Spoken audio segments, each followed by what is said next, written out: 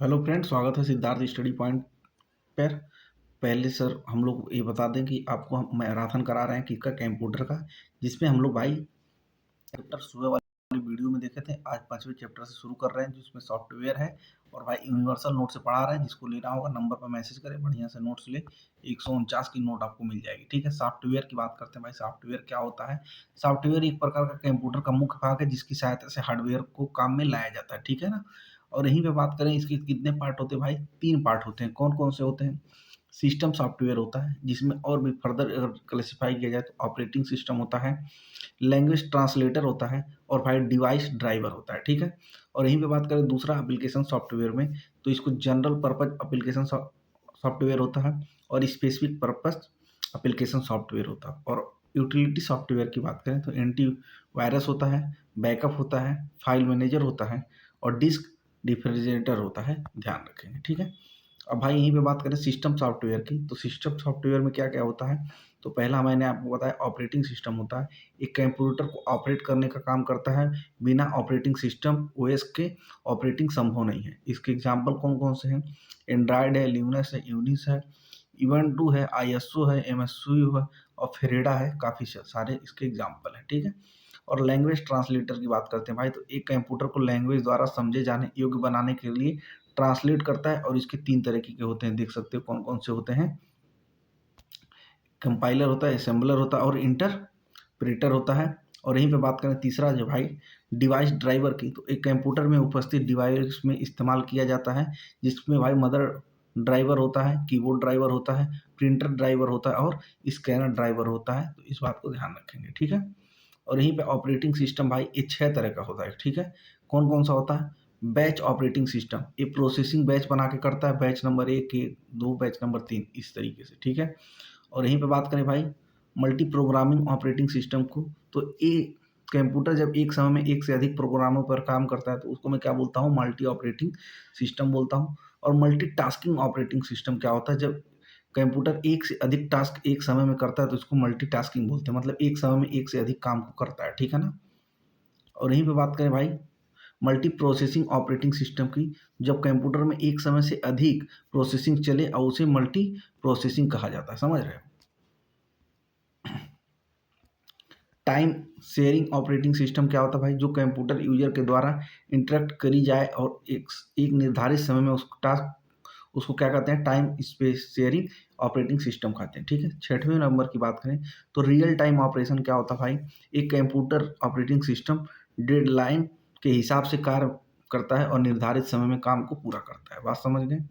अब भाई इसके एग्जाम्पल समझ लो क्या होते हैं ऑपरेटिंग सिस्टम के। एंड्रॉयड जो 2003 में आया, डेवलपर कौन थे? एंडी रोबिन और चीस वाइट थे। विंडो भाई 1985 में आया, डेवलपर कौन थे? माइक्रोसॉफ्ट और इनकॉर्पोरेटेशन थे। ठीक है। इसी तरह यूनिक्स को देख लो, 1969 में लाया गया। यूबी नोटू को देख लो भाई, 2004 में लाया गया। लिनक्स को देख लो, 1991 में लाया गया। सेंटोस को देखो भाई, 2004 में लाया गया। और बाकी नीचे उसकी सारी डिटेल दी हुई है। ठीक है। आईओएस भाई 2007 में लाया गया। एमए कॉस भाई 1984 में लाया गया। फेरेडा 2002 में लाया गया। ये सब इंपॉर्टेंट चीज़ें हैं, देख लो। अब भाई विंडो की बात करते हैं, कितने विंडोज हैं हमारे पास? विंडो 1 भाई 1985 में आया। विंडो 2.0 हमारा 1987 में आया। विंडो 3.0 1990 में। विंडो 3.1 आया 1992 में। विंडो 95 आया मेरे पास 1995। विंडो 98 आया 1998 में। विंडो एनटी 4.0 आया 1996 में। और विंडो एमई वाई आया 2000 में। और इसमें आप और भी चीज़ देखने को मिलेगा, जैसे विंडो 2000 1999 में आया। विंडो एक्सपी 2001 में आया। विंडो विस्टा जो है 2007 में आया। और भी यहाँ पर चीज़ें समझो। IMB 1.0 भाई 1987 में आया। 2.0 1992 में आया। विंडो NT 3.1 1993 में आया। विंडो NT 3.5 1994 में आया। विंडो 7 भाई 2007 में आया। विंडो 8 जो है 2012 में आया। और 8.1 भी 2012 में आया। और यहीं पे बात करें विंडो 10 की तो 2015 में आया। और विंडो 11 की बात करें तो 2021 में आया। समझ गए बात को पूरी? अब भाई लैंग्वेज ट्रांसलेटर की बात करता हूँ, तो मान लो यहाँ से कोई चीज़ बोले और लैंग्वेज ट्रांसलेट इसको करके दिया, तो इसमें कितने पार्ट होते हैं भाई? इसको कंपाइलर भी होता है, असेंबलर भी होता है, और इंटरप्रेटर भी होता है। इस बात को आप समझेंगे। ठीक है। अब कंपाइलर के बारे में समझो क्या क्या होता है। हाई लेवल लैंग्वेज होता है, ठीक है ना, मशीनी लैंग्वेज होता है, और ये बग लाइन को ऑर्डर क्रम में डिलीट करने का काम करता है। ठीक है, बग मतलब त्रुटि होती है। Bugging the process of finding bug complete the page in one go, और एक पेज को पूरी एक ही बार में करने के लिए ये सक्षम होता है। ठीक है, असेंबलर की बात करते हैं। ये एक असेंबली भाषा जो मशीनी भाषा में परिवर्तित करने का काम करता है। जैसे असेंबलिंग लैंग्वेज है भाई, तो इसको मशीन लैंग्वेज में ये क्या कर रहा है, कन्वर्ट करने का काम करता है। ठीक है, यहाँ देखो, एक असेंबलिंग लैंग्वेज भाषा के मैन्युक्रम कोड को मशीन भाषा में परिवर्तित करने का काम करता है। जैसे मैन्युक्रम कोड हो भाई, तो इसको क्या करेगा, मशीनी लैंग्वेज में कन्वर्ट कर देगा। और इस वाला पोर्शन जो यहाँ पर लिखे हुए हैं, इस पोर्शन को भी बाद में समझाएंगे जब एक जगह और इसको बढ़िया से लिखे गए हैं नोट्स में। अभी यहाँ पर थोड़ा सा बाद में समझाएंगे उसको। ठीक है, तब वहाँ ज़्यादा समझ में आएगा। इंटरप्रेटर का मतलब क्या होता है भाई, ये लैंग्वेज ट्रांसलेटर है जो हाई लैंग्वेज भाषा को लो लेवल भाषा में परिवर्तित करने का कार्य करता है। ये कुछ कुछ कंपाइलर की तरह काम करता है। ठीक है, और इंटरप्रिलेटर क्या होता है भैया, इसको समझो। तो ये क्या होता है, लो लैंग्वेज भैया है, मशीन लैंग्वेज है, इसको बाइनरी नंबर में कन्वर्ट करता है। कंपाइलर भाई हाई लैंग्वेज से कंपाइलर करके ऑब्जेक्ट प्रोग्राम में करता है। और तुमको पता है मेन्यूरिक जो होता है। और यहीं पे असेंबलर जो भाई असेंबली लैंग्वेज क्या करता है, ऑब्जेक्ट प्रोग्राम में करता है। और इंटरप्रेटर भाई हाई लैंग्वेज को प्रोग्राम इंटरप्रिटेशन में कन्वर्ट करने का काम करता है। ठीक है, कंपाइलर समझो क्या होता है भाई, कंपाइलर क्या होता है, पेज बाय पेज होता है, solo speed in removing bug होता है, और लेस टाइम इन एडिटिंग होता है। ठीक है ना। और यहीं पे बात करें इंटरप्रेटर की, तो भाई लाइन बाय लाइन करता है, फास्ट स्पीड में काम करता है, और बहुत ही ज़्यादा टाइम में एडिट करने का काम करता है। ठीक है, दूसरा समझो भाई एप्लीकेशन सॉफ्टवेयर। तो एक ऐप यानी एप्लीकेशन होती है जो लोगों के बीच में काफ़ी लोकप्रिय है। भाई कोई भी ऐप तुम देखते हो, फेसबुक, इंस्टा, यूट्यूब, ये सब क्या है, ऐप ही तो है। इसके अनेक प्रकार के फ़ायदे होते हैं। और इसके भाई एप्लीकेशन के भाग कौन-कौन से होते हैं, तुमको पहले बताया, जनरल पर्पज़ एप्लीकेशन सॉफ्टवेयर और specific purpose of application software. ठीक है। बैकएंड की बात करें तो सिस्टम सॉफ्टवेयर भाई, और फ्रंट एंड की बात करें तो एप्लीकेशन सॉफ्टवेयर होता है, ध्यान रखेंगे। ठीक है। और यहीं पर जनरल पर्पज़ की बात करें तो भाई दस्तावेज डॉक्यूमेंट एमएस वर्ड होता है, शीट में एक्सेल शीट तुमको मिलेगा, प्रेजेंटेशन के लिए एमएस पावर पॉइंट मिलता है, इस बात को ध्यान रखेंगे। और स्पेसिफिक पर्पज़ एप्लीकेशन सॉफ्टवेयर के एग्जांपल कौन से भाई, टिकट रिजर्वेशन है, जैसे फ्लाइट का, ट्रेन का, जैसे देखते होगे आईआरसीटी का कोई ऐप है, वेयर इज़ माई ट्रेन है, चाहे आईआरसीटी से कोई कर रहे हो, या अघोड़ा है, उसका कोई भी बहुत सारे ऐप हैं जिससे तुम टिकट को करोगे बुक कर सकते हो। वेदर एनालिसिस के लिए ऐप है, पेमेंट के लिए तुम्हारे पास काफ़ी सारे ऐप हैं, जैसे फ़ोनपे, गूगल पे, भीम, ये बहुत सारे ऐप्स हैं भाई। इसको पढ़ेंगे हम डिजिटल फाइनेंशियल टूल में। ठीक है। यूटिलिटी सॉफ्टवेयर की बात करते हैं भाई, तो एक कंप्यूटर को आसानी से कार्य करने की में बड़ी भूमिका निभाता है। इस सॉफ्टवेयर कंप्यूटर की इफिशियंसी को बढ़ाने का कार्य करता है। और इस कंप्यूटर में भाई एडिटिंग, ऑप्टिमाइजेशन और कॉन्फ़िगरेशन में कार्य में लाभ लाया जा सकता है। और एक कंप्यूटर की तीव्रता को बढ़ाने का भी काम करता है, समझ गए। और सिस्टम सिक्योरिटी भैया फीचर फंक्शन में इतनी बड़ी भूमिका होती है, और कंप्यूटर का प्रबंधन देखने का भी कार्य इसके द्वारा किया जाता है। बात समझ में आ गया होगा। अब यूटिलिटी भाई समझो और कैसे कैसे होता है। यूटिलिटी यूटिलिटी भाई चार तरह का होता है, 1 2 3 4। ठीक है, पहला समझो फाइल मैनेजमेंट सिस्टम, तो फाइल मैनेजर होता है और डाटा कंप्रेसर होता है। ठीक है, डिस्क मैनेजमेंट सिस्टम में भैया डिस्क क्लीनअप होता है, डिस्क डिफॉर्मेटर होता है, और डिस्क फॉर्मेटिंग होती है। सिक्योरिटी यूटिलिटी भाई एंटीवायरस यूटिलिटी होती है, और बैकअप यूटिलिटी में भैया रिकवरी होती है। इस बात को सब ध्यान रखेंगे बढ़िया तरीके से। अब इन सब चीज़ों को और बढ़िया से समझो यहाँ पे। ठीक है, जैसे फाइल मैनेजमेंट सिस्टम, तो सिस्टम फाइल को मैनेजमेंट एवं मेंटेन करने का कार्य करता है, और फाइल को मल्टीप्लाई या डिलीट कर होने से बचाता है। ठीक है ना। और यहीं पे बात करते हैं भाई डिस्क मैनेजमेंट सिस्टम की, तो भैया डिस्क क्लीनअप का क्या काम होता है, ये डिस्क की मेंटेनेंस का कार्य करता है। ये अननेसेसरी फाइल या पार्ट्स का क्लीनअप यानी साफ करने का काम करता है। ठीक है, और डिस्क डिफॉर्मेंटेशन का भैया काम क्या होता है, एक कंप्यूटर में उपस्थित फ्रेगमेंटम या छोटे-छोटे भाग को एक साथ लाने का काम करता है। ठीक है, सिक्योरिटी यूटिलिटी की बात करते हैं भैया, एंटीवायरस एक कंप्यूटर में वायरस को डिलीट करता है एवं उसे रिमूव करने का काम करता है। ठीक है, और जो सबसे पहला वायरस आया भैया क्रीपर आया, जो कि बॉब थॉम्सन या थॉम्सन के द्वारा खोजा गया। सबसे पहला जो एंटीवायरस आएगा उसको रीपर या रे टॉमसन के द्वारा खोजा गया। ठीक है ना। और एग्जाम्पल समझो भाई एंटीवायरस के, मेस्केप होता है, एवेस्टेक होता है, सिक्योरिटी 360 होता है, नोट्रॉन होता है, कैस्पिरेस होता है भाई, और ये क्या है, बीडेपेंटर्स होता है। ये सारी चीज़ें समझेंगे। ठीक है, बैकअप यूटिलिटी सिस्टम की बात करते हैं, तो भाई क्या होता है, कंप्यूटर के द्वारा फाइल को कॉपी को अपने पास संग्रहित करने के लिए रखना, जिसमें आने वाले समय में कोई समस्या ना हो। ठीक है, बैकअप यूटिलिटी का मतलब होता है रिकवरी की चीज़ों को करना, ठीक है ना। और इसके एग्जाम्पल कौन कौन से भाई, हार्ड ड्राइव है, क्लाउड ड्राइव स्टोरेज है, मैग्नेटिक टेप है और ऑप्टिकल डिस्क है। तो काफ़ी सारे इसके एग्जाम्पल है भाई। ये भाई तुम्हारा क्या था, पूरा सॉफ्टवेयर वाला चैप्टर, जो कि चैप्टर नंबर 5 था। सुबह हमने 4 चैप्टर तक कराया था, अभी 5वां चैप्टर हम डील कर रहे हैं, ठीक है। तुम इसको पढ़ोगे तो ये 6-7 घंटे में सॉफ्टवेयर को पढ़ाया जाता है, लेकिन नोट्स का यही फ़ायदा है कि भाई तुम 20 मिनट के अंदर इसको रिवीजन कर सकते हो बढ़िया तरीके से, एकदम बढ़िया तरीके से नोट्स एकदम बढ़िया बनाया गया है। अब भाई तुम अपने ऊपर है, डिसाइड कर लो लेना है कि नहीं लेना है। अब लोग भाई, हम लोग कहाँ से पढ़ रहे हैं, ये यूनिवर्सल नोट से पढ़ रहे हैं, जो कि ड्राफ्टमैन के लिए हम लोग पढ़ रहे हैं, या यूपी के किसी भी एग्जाम में तुम बैठो उस सब जगह काम आने वाला, ठीक है। नंबर भाई 6307 48 1156 है, मात्र 149 की है भाई। पूरी एकदम चैप्टर बढ़िया तरीके से डिवाइड करके बनाई गई है। अब हम लोग चैप्टर नंबर 6 की तरफ बढ़ेंगे, जो भाई कौन सा है, MS ऑफिस है। तो इस बात को तुम समझो, पहले समझो MS ऑफिस क्या होता है। MS ऑफिस के बारे में समझो, ठीक है भाई। क्या होता है, ये सॉफ्टवेयर का एक भाग है जिसमें हम एप्लीकेशन का समूह होता है, ठीक है। और वर्क क्या होता है भाई, इनके अनेक प्रकार को कार्य करने में सक्षम होते हैं, जैसे डॉक्यूमेंट बनाना, ईमेल वगैरह, प्रेजेंटेशन वगैरह, सारी चीज़ें हम MS ऑफिस के जो समूह होते हैं उन्हीं के एप्लीकेशन से करते हैं, ठीक है। इसका फुल फॉर्म क्या होता है भाई, माइक्रोसॉफ्ट ऑफिस होता है। और ईयर कब भाई, 1988 या 1990, रिलीज इसको किया गया 1990 में, ठीक है। और डेवलप किसके द्वारा किया गया भाई, माइक्रोसॉफ्ट। और यहाँ पर समझो MS ऑफिस में कौन कौन से ऐप होते हैं, वर्ड होता है, एक्सेल होता है, पावर पॉइंट होता है, MS आउटलुक होता है, MS एक्सेस होता है और MS पब्लिश शेयर होता है, ठीक है ना। तो MS वर्ड के बारे में समझो भाई, ये दस्तावेज या प्रलेख का उल्लेख करने बनाने के काम में आता है। एक्सेल की बात समझो, ये एक्सेल सीट या स्प्रेडशीट बनाने का काम करता है। MS पावर पॉइंट की बात करें, ये प्रस्तुति बनाने का काम करता है। और MS एक्सेस की बात करें, ये डेटाबेस को मेंटेन करने का कार्य करता है, ठीक है। ये बात समझ गए आप लोग। अब भाई यहाँ पे देखो 2007 से पहले क्या था, 2007 के बाद तक चेंज हो गया। जैसे MS वर्ड कहीं पे रहेगा तो .doc, लेकिन यहीं पे अगर 2007 की बात करोगे तो x वहाँ पे बढ़ जाएगा। MS एक्सेल में देखो .xls, लेकिन यहाँ पे देखो xls x क्या होगा, बढ़ जा रहा है, ठीक है ना। MS पावर पॉइंट में देखो PPT, लेकिन यहाँ पे क्या हो जाएगा, PPTX, ठीक है।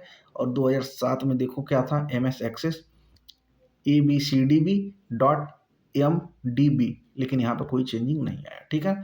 तो तुमको एक चीज़ पता हो जाना चाहिए, इस 7 के पहले का था मतलब 2007, और ये क्या है 2007 की बाद का चीज़ है। तो तुम वहाँ पे समझ जाएगा, जहाँ पर DOC रहेगा एक्स लगा देना, वो वर्ड को बताएगा। XLS रहेगा तो एक्सेल बताएगा, PPT रहेगा तो पावर पॉइंट को बताएगा। इस बात को समझ जाना तुम लोग भाई। अब समझते हैं MS वर्ड को, ठीक है, जिसमें डॉक्यूमेंट, प्रालेख, magazine cover, book, formula, magazine cover, ठीक है।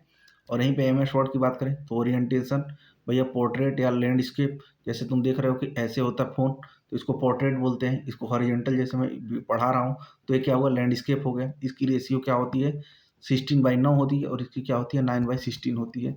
तो इस बात को ध्यान रखेंगे। अब MS वर्ड में देखो भाई, अलाइनमेंट कैसे होते हैं, 4 तरह का अलाइनमेंट होता है। लेफ्ट अलाइनमेंट देखो इधर हो गया, राइट अलाइनमेंट देखो इधर हो गया, सेंटर अलाइनमेंट देखो इधर हो गया, और जस्टिफाई अलाइनमेंट, इसका कोई फिक्स पैटर्न नहीं होता है। ये देखो कभी इधर हो सकता है, इधर इधर इधर, मतलब पूरा बॉक्स में ही फैला रहेगा, ठीक है। एक फिक्स पैटर्न नहीं है उसका, ठीक है। तो समझ में आया, लेफ्ट क्या होता है, राइट क्या, सेंटर क्या होता है, जस्टिफाई क्या होता है, ये सब समझ गए होंगे, ठीक। ठीक है। अब MS एक्सेल की बात करें तो भाई इसमें स्प्रेडशीट होता है, वर्ड बुक होता है, रिकॉर्ड होता है, अकाउंट्स होता है, रिपोर्ट कार्ड होता है, और एम्प्लॉय सैलरी शीट होते हैं। मतलब जितने शीट बनते हैं एक्सेल शीट पे बनते हैं, ध्यान रखेंगे। और इसमें देखो क्या होता है, रो क्या होता है, हॉरिजॉन्टल क्षैतिज बार होता है, ठीक है। जैसे इसको मैं रो बोलता हूँ, इस पूरे वाले लाइन को। कॉलम क्या होता है, जो खड़ा खड़ा है उसको कॉलम बोलता हूँ। सेल क्या होता है भाई, अगर यहाँ पे ये रो है, ये कॉलम है, और इसके बीच में ये जो डिस्टेंस, ये रेड से समझो, ये वाली दूरी को मैं क्या बोलता हूँ, बॉक्स को सेल बोलता हूँ, ठीक है। तो उम्मीद करता हूँ ये बात समझ में आ गई होगी। सेल किल को बोलते हैं, ठीक है। जैसे यहाँ पे देखो हमने बनाया भी है, इस बीच वाले पार्ट को क्या बोलता हूँ, सेल बोलता हूँ। कि क्या होता है इसका मतलब, common portion of row and column, ठीक है ना। और यहीं पे MS एक्सेल की बात कर लें भाई, तो सेल का सेल एड्रेस होता है, लिखने का तरीका पहले कॉलम और दूसरा रो में। जैसे मान लीजिए C1 A3 D10 है, तो सेल क्या है, ये एड्रेस है। पहले हम कॉलम लिखेंगे, बाद में हम रो लिखेंगे, ठीक है ना। कॉलम जो होता है वर्टिकल होता है और जो रो होता है हॉरिजॉन्टल होता है, इस बात को ध्यान रखेंगे, ठीक है भाई। इतना बात समझ में आया कि नहीं आया? अब एमएस पावर पॉइंट की बात करते हैं। इसमें प्रस्तुति बनाने का काम होता है, ओरिएंटेशन करते हैं, स्लाइड वर्किंग स्पेस होता है। जैसे इस तरीके का तुम देख सकते हो स्लाइड होता है, रफ इंटरफेस हम तुमको बता रहे हैं। अभी हम आगे जब चैप्टर पूरा पढ़ाएंगे तब वहाँ सब चीज़ बताएंगे और बढ़िया से, ठीक है। यहीं पे भाई एमएस एक्सेस की बात करते हैं। तो अभी हम एमएस ऑफिस को समझ रहे हैं क्या क्या इसमें होता है। अभी एक एक चैप्टर इसका आएगा तो उसको पढ़ाएंगे, ठीक है। डाटाबेस को मेंटेन एवं मैनेज करने का कार्य करता है। और भाई डीबीएमएस क्या होता है, डाटाबेस मैनेजमेंट सिस्टम होता है। आरडीएमएस क्या होता है भाई, रिलेशन डाटाबेस मैनेजमेंट होता है। इस बात को ध्यान रखेंगे।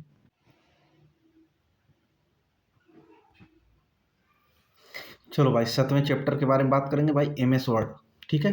एमएस ऑफिस हम देख रहे थे, उसमें हमने सारी चीज़ों को बताया। अब एक एक चैप्टर के रूप में हम उसको डील करेंगे, ठीक है। जैसे एमएस वर्ड जब जैसे तुम खोलोगे तो तुमको एक टाइटल बार दिखेगा, फिर मेनू बार दिखेगा, फिर रिबन दिखेगा और ये तुमको वर्किंग स्पेस दिखेगा, ठीक है ना भाई। माइक्रोसॉफ्ट भाई जब 1975 में आया, फाउंडर इसके बिल गेट्स थे, को फाउंडर भाई पाउल जी एलन थे। और ये एक एप्लीकेशन है तो तुमको पता ही है भाई। और एमएस वर्ड की बात करते हैं भाई, तो ये क्या होता है, एक एप्लीकेशन सॉफ्टवेयर है। इसमें कार्य कैसे कहते हैं भाई, दस्तावेज या प्रालेखन बनाने के काम में आता है। क्रिएट कर सकते हो, डिलीट कर सकते हो, एडिट कर सकते हो, कोई फॉर्मेट बना सकते हो, ठीक है। और एमएस वर्ड के भाई वर्जन भी आ चुके हैं। वर्ड फॉर डॉट्स मतलब डिस्क ऑपरेटिंग सिस्टम आ चुका है। वर्ड फॉर विंडो 89 और 95 तक। एमएस वर्ड 95 आ चुका, वर्ड 97 आ चुका, वर्ड 2000 आ चुका, वर्ड 2001 या वर्ड एक्स आ चुका है, ठीक है ना भाई। 7वें में फिर तुम्हारे को वर्ड्स 2002 दिख चुका है, वर्ड 2003, वर्ड 4, 7, 8, 10, 11, 13, 16, 19, 21 और 24 तक दिख चुके हैं भाई। ये सब पूरे अपडेट होते रहते हैं हमेशा, ठीक है। और एमएस वर्ड कंपोनेंट की बात करें भाई, टाइटल बार मैंने तुमको बताया, दस्तावेज का नाम वगैरह लिखने के। मेनू बार में जॉब में उपस्थित जो जो तुमको विकल्प है, जैसे तुम रेस्टोरेंट में गए, मेनू बार आता है कि ये है वो है, तो दुनिया भर का खाना पीना उस तरह का इसमें एमएस वर्ड में जो रहता है भाई, जिसका यूज़ करके तुम यूज़ को कर पाओगे चीज़ों को, ठीक है। इसमें मेनू के सभी विकल्प को डिटेल में दिया जाता है भाई रिबन में, ठीक है।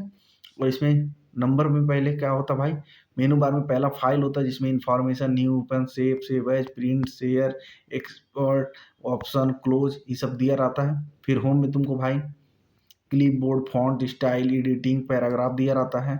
क्लिपबोर्ड में भाई पेस्ट कर सकते हो, कट कर सकते हो, कॉपी फॉर्मेट, कॉपी पेस्ट ये सब कर सकते हो इधर। फॉन्ट में तुम भाई देखो क्या कर सकते हो, फॉन्ट का नाम लिख सकते हो, फॉन्ट की साइज लिख सकते हो। बाय डिफ़ॉल्ट तुमको 8 से 72 तक देखने को मिलेगा। शैडो बना सकते हो भाई। यहाँ पे तुमको फॉन्ट स्टाइल में भाई बोल्ड दिखेगा, आई दिखेगा, इटैलिक और ई दिखेगा, अंडरलाइन। जैसे तुम देखते होगे जब खोलोगे तो BIU लिखा होता है तो इसका मतलब बोल्ड होता है, इसका मतलब इस इटैलिक होता है, इसका मतलब अंडरलाइन होता है। इस सबको बात को ध्यान रखोगे। और वहीं पे इंक्रीज फॉन्ट की बात करोगे तो कंट्रोल प्लस शिफ्ट प्लस ऐसे करना होगा। डिक्रीज करना होगा तो कंट्रोल प्लस शिफ्ट प्लस ऐसे करना होगा।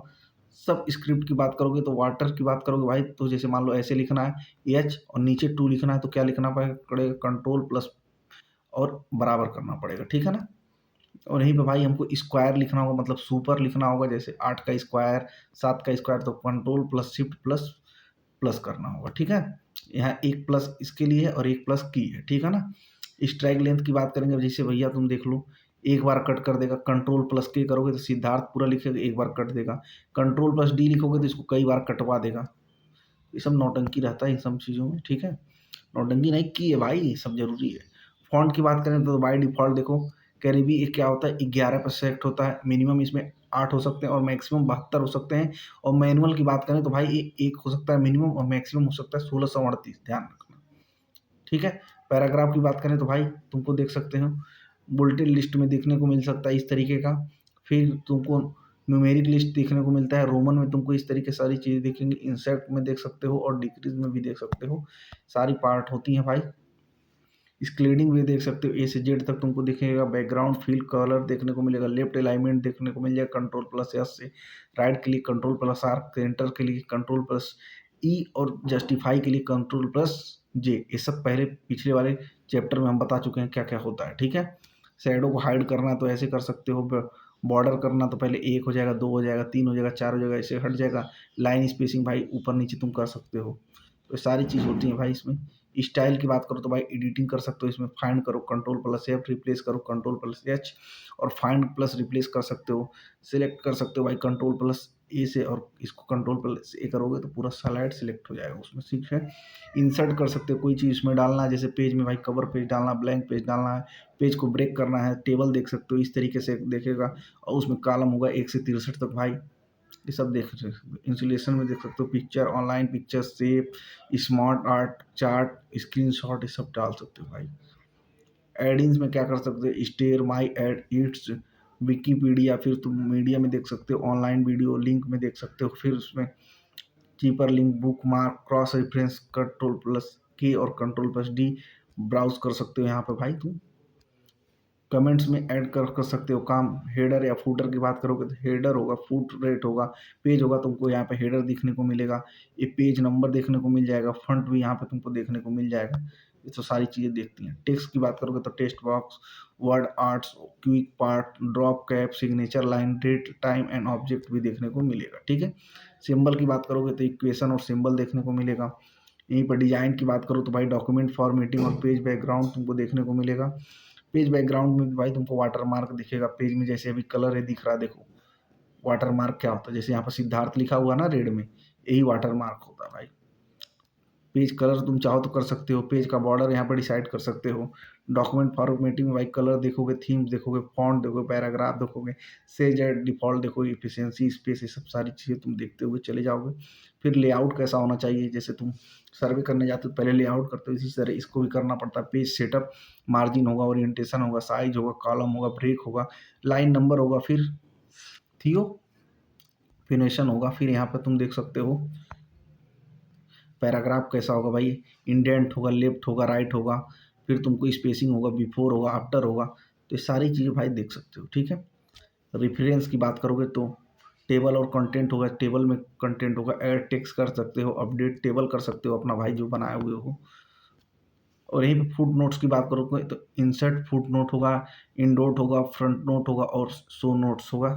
और यहीं पर कैस्टेशन बायोग्राफी की बात करोगे तो भाई बायोलॉजिकल ग्राफी होगा, मार्जिन सिक्योर होगा, स्टेप्स होगा, इंसर्ट क्रेडिट्स होगा, ये सारी चीज़ देखोगे। कैप्शन की बात करोगे, इंसर्ट कैप्शन होगा, इंसर्ट टेबल ऑफ फिगर्स होगा, क्रॉस रेफरेंस होगा, अपडेट टेबल होगा। इंडेक्स की बात करोगे तो मार्क एंट्री होगा, इंसर्ट इंडेक्स होगा और अपडेट इंसर्ट होगा। ये सारी चीज़ें रहती हैं भाई, ठीक है। माइन मेलिनिंग की बात करोगे तो क्रिएट कर सकते हो, इसको इवेलुएट कर सकते हो, लेबल कर सकते हो, स्टैंड मेल मर्ज कर सकते हो, वायर इंसर्ट फील्ड कर सकते हो, प्रीव्यू और इसका रिजल्ट भी देख सकते हो, ठीक है। रिव्यू भी बाई कर सकते हो, प्रोफाइलिंग में इंसर्टिंग है, लैंग्वेज में क्या ट्रांसलेट की हो, कमेंट है, ट्रैकिंग है, चेंज है, कंपेयर है, प्रोटेक्ट है, इंक है, इस सब उसके टूल्स में क्या क्या चीज़ें हैं तुम जान सकते हो। व्यू में भाई व्यू देख सकते हो, विंडो देख सकते हो, मैक्रो देख सकते हो, सॉ देख सकते हो, ये सारी चीज़ें देख सकते हो। और यहाँ पर तुमको कुछ डिफरेंट डिफरेंट दिए गए हैं शॉर्ट की, जो समझ सकते हो क्या क्या चीज़ें होती हैं, ठीक है। शॉर्ट की यहाँ पर समझोगे बढ़िया तरीके से, शॉर्ट की तुम खुद भाई समझो, यहाँ पर जूम करके हम दिखा दे रहे हैं, यहाँ पर तुम पोज करके समझ लेना, ठीक है। मैं चाहता हूँ कम टाइम में तुमको पूरी कंटेंट दे दिया जाए, समझ रहे हो। बाकी तुमको भी भाई डिटेल की तो नोट्स लेने पड़ेगा ना भाई। 8वां नंबर चैप्टर देखो, 8वां नंबर चैप्टर, अब हम MS एक्सेल के बारे में बात करेंगे, ठीक है।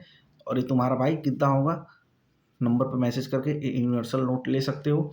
ये जो पिछली बार जो अभी 7वां MS ऑफिस पढ़ाए हैं भाई, ये कम से कम 5 या 6 क्लास में पढ़ाया जाता है, तो उतना चीज़ लिखने में और बोर्ड पे लिख के पढ़ाएंगे तो बहुत टाइम लगता है ना। इसलिए नोट्स बनाया गया, बढ़िया तरीके से उसको यूटिलाइज करो, लास्ट टाइम में पैसा मत देखो, ठीक है। MS वर्ड की बात कर ले भाई, वो खत्म हो चुका है, अब MS एक्सेल भाई 8 नंबर चैप्टर हम लोग डील करेंगे, ठीक है ना।